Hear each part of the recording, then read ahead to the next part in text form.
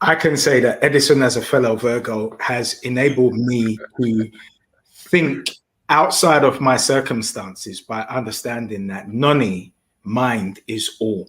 And that when we go inside, we actually have the capacity to create the reality that we desire, irrespective of bombs, haters, misguided personalities, economic circumstances. What Edison's classes in Ancestral Essence actually taught me was that I have the power, by utilizing my ancestors, to bend the frequency of my environment to favor me.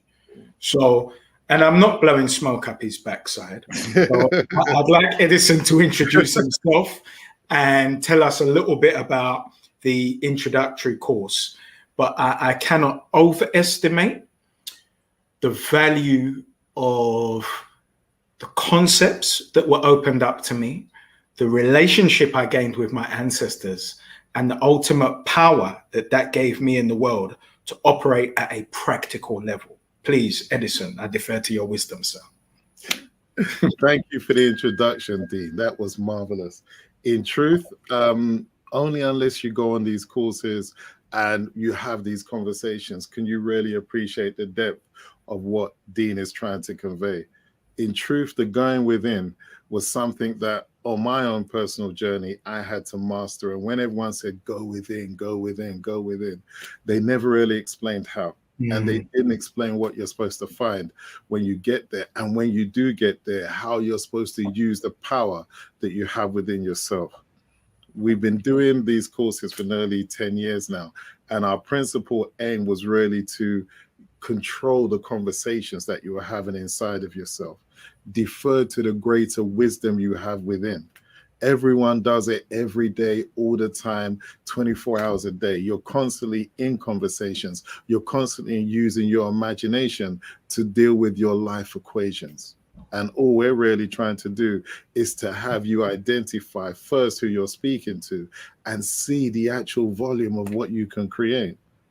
Your mind, as Dean said, is really your operating system. It's that which is enabling you. And because of Dean's already given me the criteria for today, we're not holding back. So we're not going to be talking about praying for this card, that situation, this scenario. It's really seeing how you as the individual create your own reality within your own mind. There is no out there.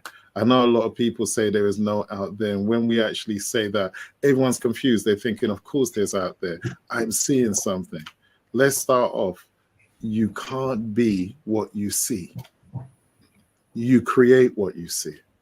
You create what you hear. You create what you feel. You create what you smell. This is information. We spoke about it before, Dean, downloaded from your environment. And then your mind creates everything. You're living in your theater, and your theater is in your mind. That image you're seeing is your collection of your interpretation of the information that is swirling around your head. And you're trying to streamline it into an image which you can then use to calculate what you need to do next. You're almost like in a perpetual state of, what do I need to do? Here is all the information. This is in the most simplified form so that I can get to a destination.